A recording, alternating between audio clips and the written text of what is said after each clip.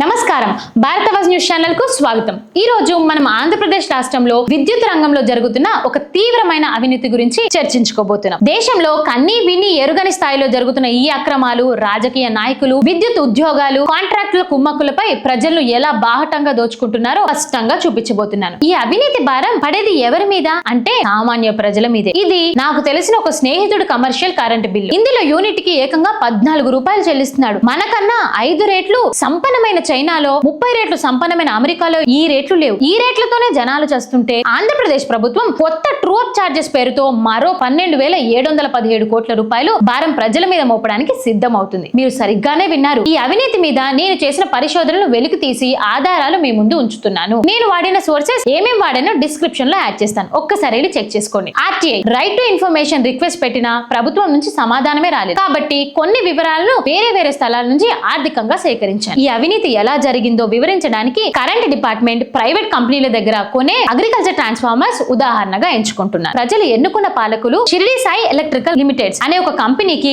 ఎలా వేల కోట్ల ప్రజాధనం కట్టబెట్టారో చూపిస్తాను। ఈ దోపిడీ 5 స్టెప్పుల్లో జరిగింది। మొదటి స్టెప్ 2 కోట్లతో వేల కోట్ల వ్యాపారం। వేల కోట్ల రూపాయలు బ్యాంక్ గ్యారంటీ ఇవ్వాల్సిన చోట కేవలం 20 కోట్ల బ్యాంక్ గ్యారంటీతో వందల వేల కోట్ల రూపాయలు కాంట్రాక్టర్లు ఎలా కొట్టేశాయో చూద్దాం। వారంటీ పీరియడ్ అయిపోయేదాకా అంటే దాదాపు 5 ఏళ్ల పాటు బ్యాంక్ దగ్గర కుదవబెట్టాలి। షిరిడి సాయి ఎలక్ట్రికల్స్ 92 కోట్ల రూపాయల వ్యాపారాన్ని చేజిక్కించుకుంది అని ఈనాడు రాసింది। అదే నిజమైతే 92,000 కోట్ల రూపాయలు బ్యాంక్ గ్యారంటీ ఇవ్వాలి కదా, ఇచ్చిందా లేదా కేవలం 20 కోట్ల గ్యారంటీతోనే సరిపెట్టుకుందా? అవును, మీరు సరిగ్గానే విన్నారు। వేల కోట్ల రూపాయల గ్యారంటీ ఇవ్వకుండా కేవలం 20 కోట్ల గ్యారంటీతో ఈ కంపెనీ వేల కోట్ల రూపాయల వ్యాపారం చేస్తుంది। ఈ అసాధ్యం ఎలా సుసాధ్యం అవుతుందో ఒక్కసారి చూద్దాం। మొదట టీడీపీ పాలనలో ఉన్నప్పుడు 5,000 వ్యవసాయ ట్రాన్స్ఫార్మర్ల కోసం 2018లో విడుదల చేసిన టెండర్ ప్రకారం 65% లో 10% పర్ఫార్మెన్స్ గ్యారంటీ ఇవ్వాల్సిందిగా స్పష్టంగా రాశారు। సంతోషం। ఇక 2019లో టీడీపీ ఓడిపోయి వైసీపీ అధికారంలోకి వచ్చింది। వైసీపీ ప్రభుత్వం విడుదల చేసిన వ్యవసాయ ట్రాన్స్ఫార్మర్ల టెండర్ 34 ఒక్కసారి చూడండి। ఇందులో 20 కోట్ల రూపాయలు పర్ఫార్మెన్స్ బ్యాంక్ గ్యారంటీ ఇచ్చి ఎంతైనా వ్యాపారం చేసుకోవచ్చు అనే కొత్త క్లాజ్ ను రాశారు। దీని అర్థం 90,200 కోట్ల బ్యాంక్ గ్యారంటీ అవసరం లేదు, కేవలం 2 కోట్ల గ్యారంటీ ఉంటే చాలు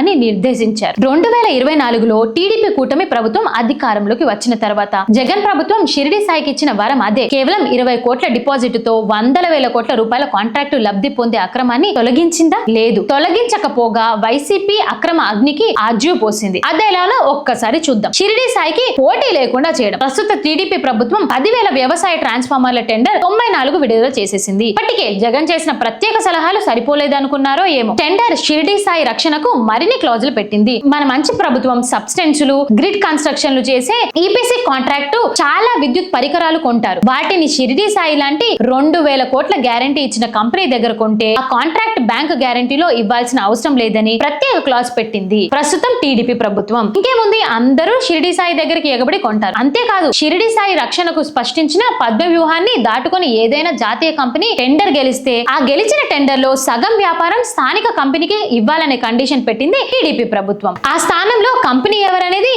ఇప్పటికే మీరు ఊహించుకొని ఉండాలి। 2023 నుండి 24లో తిరుపతి డిపాజిట్ లో 505 కోట్ల రూపాయలు విలువైన 25 kVA వ్యవసాయ ట్రాన్స్ఫార్మర్లు ప్రభుత్వం కొంటే 477 కోట్ల రూపాయల ట్రాన్స్ఫార్మర్లను అంటే 94% ఒక షిరిడి సాయి దగ్గరే కొన్నారు। ఇది దేశంలో కనీవిని ఎరుగని రికార్డుగా మారిపోయింది। ఇక మన మంచి ప్రభుత్వం అదే ప్రస్తుతం టీడీపీ ప్రభుత్వం ఈ సంవత్సరం ఏప్రిల్ నుంచి జూన్ వరకు తిరుపతి డిస్కౌంట్ లో 10,500 వ్యవసాయ ట్రాన్స్ఫార్మర్లు కొంటే అందులో 8,400 ఒక షిరిడి సాయే సరఫరా చేసింది। అంటే వైసీపీ అయినా టీడీపీ అయినా వ్యాపారం దక్కేది ఆ ఒక్క కంపెనీకే। ఇక ఇతర కంపెనీలు గొడవ చేయకుండా వాళ్ళకి ట్రయల్ ఆర్డర్స్ పేరిట కొన్ని ఎంగిలి మెతుకులు రాలుస్తూ ఆంధ్ర ప్రభుత్వం ఉదాహరణకు 2023 నుండి 2024 వరకు 255 kVA వ్యవసాయ ట్రాన్స్ఫార్మర్లు కొంటే అందులో 37,000 ఒక షిరిడి స్థాయి నుంచి ఇచ్చి మిగిలిన 2,300 ట్రాన్స్ఫార్మర్లు Transcon, high power, B Srinivasarao, RK electrical అనే 4 కంపెనీలకు పంచారు। అంటే 95% ఒక కంపెనీకి, 5% 4 కంపెనీలకి। ఆంధ్రప్రదేశ్ రాష్ట్రంలో పట్టపగలు గజ దొంగల దోపిడీ జరుగుతుంది। దేశంలో ఏ రాష్ట్రంలో లేని రేట్లను కంపెనీలకు చెల్లిస్తున్నారు, జనాలను దోచుకుంటున్నారు। ఆంధ్రప్రదేశ్ దోపిడీ రేటు ఒక్కసారి ఇతర రాష్ట్రాల్లో పోల్చుకుందాం। తెలంగాణ రాష్ట్రం 250 kVA 2 స్టార్ వ్యవసాయ ట్రాన్స్ఫార్మర్లను 2014లో 87,000 రూపాయలకి కొన్నది। ఇవే ట్రాన్స్ఫార్మర్లు ఛత్తీస్గఢ్ లో 75,000 రూపాయలకే కొన్నారు। ఉత్తరప్రదేశ్ లో చూసుకుంటే 73,000 రూపాయలకే కొన్నది। కానీ ఆంధ్రప్రదేశ్ రూట్ వేరు। ఈ 2 స్టార్ వ్యవసాయ ట్రాన్స్ఫార్మర్లు వైసీపీ ప్రభుత్వం ఎంతకి కొన్నదో తెలుసా? జూలై 2023లో 1,30,30,000 1,39,173 రూపాయలకి. మార్చి 2014 లో 1,19,073 రూపాయలకి కొంది. తెలంగాణ రాష్ట్రమే అధికంగా రేట్లు కొందని అనుకుంటే ఆంధ్రప్రదేశ్ రేట్లు గజ దొంగలుగా తలపిస్తుంది. ఇక ప్రస్తుత టీడీపీ ప్రభుత్వం ఏం చేస్తుందో 2019లో ఇవే 2 స్టార్ ట్రాన్స్ఫార్మర్లు గత తెలుగుదేశం ప్రభుత్వం 62,000కు కొన్నది. అనవసరమైన 5 స్టార్ వ్యవసాయ ట్రాన్స్ఫార్మర్లను 2024లో 1,40,000 రూపాయలకు కొనింది. ఇలా కంపెనీలకి దోచిపెట్టి యూనిట్ కి 14 రూపాయలు కట్టిస్తున్నారు జనాలతో. ఇది సరిపోక మళ్ళీ 12,717 కోట్ల రూపాయలు ట్రూ ఆఫ్ ఛార్జీలు వేయడానికి సిద్ధమవుతుంది తెలుగుదేశం ప్రభుత్వం. ఇదేంటంటే ప్రజలు అడిగితే గత వైసీపీ చేసిన అక్రమాలకు మూల్యం ఇప్పుడు చెల్లించాల్సి వస్తుందంటుంది. అట్లాంటప్పుడు గత వైసీపీ అవినీతి వ్యవస్థలో ఇంకా ఎందుకు పెంచి పోషిస్తుంది ఈ టీడీపీ ప్రభుత్వం? ఒకవైపు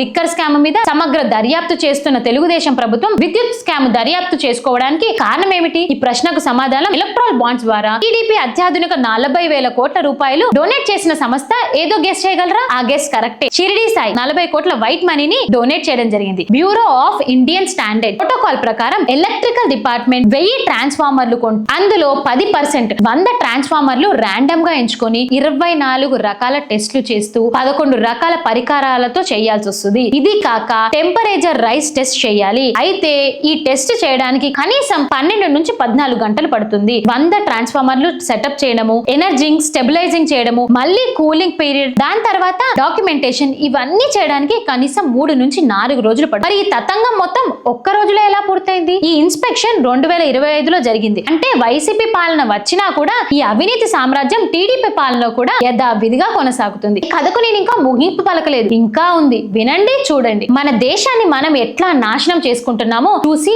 సిగ్గు తెచ్చుకోండి. తక్కువ క్వాలిటీ పరికరాలు, ఈఈఎల్ ఎనర్జీ ఎఫిషియన్స్ లెవెల్, మన ఏసీలు, ఫ్రిడ్జ్లు 5 స్టార్ రేటింగ్ లాంటిదే ఇది. వ్యవసాయ ట్రాన్స్ఫార్మర్ల వాడకం 9 గంటల మించి ఉండదు. వాటికి 5 స్టార్ ట్రాన్స్ఫార్మర్ అవసరమే లేదు. ఈఈఎల్ 5 పేర్లతో తయారు చేయాలని చిన్న వ్యాపారుల పోటీ నుంచి నిర్మూలించడానికి ఈ దుర్గణం క్లాస్ పెట్టారనేది నా అభియోగం. మరి ఈ క్లాస్ పెట్టి దేశంలోనే అత్యధిక ధరలు చెల్లించాల్సిన షిరిడి సాయి దగ్గర ఈఈఎల్ 5 ట్రాన్స్ఫార్మర్లు కొంటున్నారు. లేదా ఆ తగాదం కాకుండా చూస్తూ ఈ కథకు శుభం కార్డు వేయొచ్చు. ఇక్కడ టెండర్ 94వ ఈఈఎల్ 5 ట్రాన్స్ఫార్మర్లను సేవ్ చేయాలని రాసింది ప్రభుత్వం. ఒకసారి ఈ షిరిడి సాయి ప్రాజెక్ట్ ఆర్డర్ చూడండి. ఈఈఎల్ 3 అని రాశారు. ఈ ఇన్స్పెక్షన్ రిపోర్ట్ చూడండి. తనిఖీ చేసిన అధికారులు ఈఈఎల్ 3 ట్రాన్స్ఫార్మర్లు 2 చోట్ల రాశారు. దీని అర్థం ఏమిటి?